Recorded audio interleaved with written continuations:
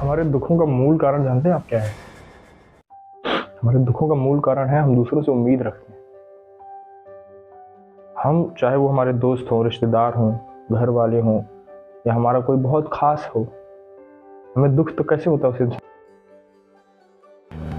जैसे हमने उम्मीद लगाया कि हम उससे बहुत प्रेम कर रहे हैं, हम उसके साथ सारा मतलब उसके हम अनुकूल चल रहे हैं, सारी उसकी बातें मानना अच्छे से चल रहे हैं, पर वो हमारी बात माने, पर वो जब नहीं मानता या अपने हिसाब से कोई आचरण कर लेता है या कुछ, तो हमें बहुत दुख होता है, बहुत बुरा लगता है कि अरे हम तो इतना अच्छा कर रहे हैं इनके साथ, ये हमारे साथ ऐसा क्यों करते हैं। तो हमें वहाँ एहसास होता है कि यार कैसे लोग हैं, क्यों ऐसा कर रहे हैं। मेरी बात मानिए, इस जगत में कोई आपका नहीं है। मैंने बहुत बार ये बताया है, अनुभव की बात हम बताया आपको, अनुभव की बात की कोई नहीं है।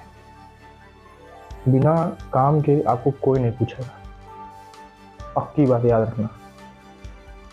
भ्रम में तो आना मत कि नहीं मुझे मेरा ये है, मेरे ये है, मेरे वो है, इन चीज़ों से कुछ नहीं। वो एक आध बार जब तक आपसे स्वार्थ है तब तक आपकी मदद कर देंगे, कुछ कर देंगे, कहीं आपकी सहायता कर देंगे, कहीं आपकी अनुकूल बात कर लेंगे, लेकिन वो नहीं है, आंतरिक वो भाव नहीं है। पक्की बात है, भगवान जैसा कोई प्रेम आपको नहीं कर सकता। ये लिख लो, हमसे लिखवा लो कहीं आके, आजमाना जाके, खूब आजमा लो, खूब तरह तरह के लोगों से मिलके देखो, आजमा के देख लो, देखो कौन सा आखिरी में साथ आपको दिखता है। जब अकेले पड़ोगे तो कौन दिखाई देता है? मुझे नहीं लगता कि भगवान के अलावा कोई आपको दिखाई देगा, आपके आसपास भी। जब मुसीबत में पड़ोगे तब आपको समझ में आएगा कौन सच में आपके साथ है। जब तक आपका स्वार्थ है, लोगों से कुछ ना कुछ आप कुछ ना कुछ भी स्वार्थ हो, छोटी से छोटा स्वार्थ है, तब तक आपके साथ लोग रहेंगे। पक्की बात मानो, मैं ये नहीं कह रहा हूँ सबसे लड़ाई कर लो, सबसे दूर हट जाओ, नहीं। सब में भगवत दर्शन करो, सब में भगवत भाव रखो, सबको प्रणाम करो, पर किसी से आसक्ति नहीं, उम्मीद नहीं, ताकि हमें दुख ना हो, हमें उस चीज से आसक्ति। अगर हम कह रहे हैं जब तक आपकी आसक्ति बाहरी चीजों में रहेगी, बाहरी भोगों में, बाहरी लोगों में, बाहरी किसी भी वस्तु, स्थान और व्यक्ति, वस्तु स्थान व्यक्ति, तीनों चीज में जब तक आसक्ति रहेगी तब तक भगवान मिलने से रहे। पक्की बात रखना, भगवान तभी मिलते हैं जब एकदम हार के आप सौंप देते हो सब कुछ, प्रभु आप ही के भरोसे भय हम, अब उनके अलावा कोई नहीं दिखाई देता, तब वो मिलते हैं। तो आप विद्यार्थी हो, अभी आपका नया एकदम नवीन जीवन है, जैसे मिट्टी का घड़ा होता है, तो जैसे हम ढाल दें वैसे ढाल।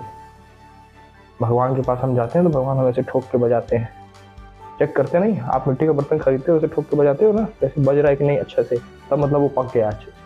तो ये जो चीज़ें छोटी छोटी आपके अंदर, हमारे जीवन में जो छोटे छोटे ये अभाव आ रहे हैं, अभाव मतलब अभाव नहीं, इसे हम कहें प्रतिकूलता कह लीजिए, आपको आपके हिसाब से, हमारे हिसाब से प्रतिकूलता आ रही है, हमारे बुद्धि के हिसाब से कुछ चीज़ें हमारे हिसाब से नहीं चल रही हैं। हमें लग रहा है कि अरे हम तो इतना अच्छे से रह रहे हैं, सब कुछ कर रहे हैं, भगवान का नाम जप कर रहे हैं, हाँ सादा भोजन कर रहे हैं, ब्रह्मचर्य का पालन कर, फिर भी हमारे साथ बुरा क्यों? ये बुरा नहीं हो रहा है, भगवान आपको वो विपत्ति दे रहा है ताकि आप मजबूत बनो, बाकी लोगों से अलग बनो, साहसी बनो।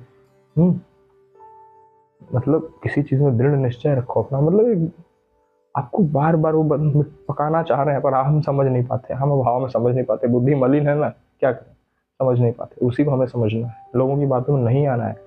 जो कहे सबको प्रणाम है, सबको, किसी से हमें लड़ाई झगड़े बुरा ये सब नहीं बनना है, सब अच्छे है, सब भगवान के अंश से भटके हुए हैं, बस ऐसा समझ के चलना है और अपने आप को भगवान के चरण में हमेशा लगाए रखना है, सही आचरण करना है, किसी से आसक्ति नहीं रखनी। पहली बात मान लीजिए, एक बार करके देखिए, हम कह रहे हैं मत मानिए मेरी बात, एक महीना करके देखिए, एक महीना हम किसी से कोई उम्मीद नहीं कर, सब ठीक है, ऐसा मान के चले। एक महीना अभ्यास कर लोगे, फिर आपको जो अंदर आनंद सुख आएगा ना, फिर वो देखना, उसकी अनुभूति आप मुझे खुद आके बताओगे। तो ये एक बार मेरी बात मान के करना जरूर, फिर आके हमसे कहना कि हाँ ऐसा ऐसा है, करिए तो सही, शुरुआत तो करें। हम कह रहे हैं हमने इतना मनमानी आचरण कर लिया, अब तो लोगों से दूर हो जाए, अब तो देख लिया हमने, 1000 बार देख लिया, ये नहीं साथ दे रहा है, वो नहीं साथ दे रहा है, ऐसा क्यों, हमने ऐसा तो वैसे, उन्होंने वैसा क्यों, वो ऐसा तो वैसा क्यों। अरे तो अब तो मान जाओ, भगवान के अलावा कोई सही नहीं है। कसौटी अपने आप को कसो एकदम, और एकदम अकेले रहो, निसंग रहो, बहुत आनंद में रहोगे। निसंग रहोगे तब आपको अनुभव होगा भगवान का। नहीं सब कुछ करते रहोगे, गलत आचरण करते रहोगे, फिर कहोगे हम तो ऐसे इतने सालों से पूजा कर रहे थे, सालों से ये कर, कुछ नहीं हुआ, नहीं तो इसीलिए नहीं हुआ। अब नासही के रास्ते पढ़ो तो नासही हो जाएगा, हम क्या कर सकते हैं, कोई क्या कर सकता है।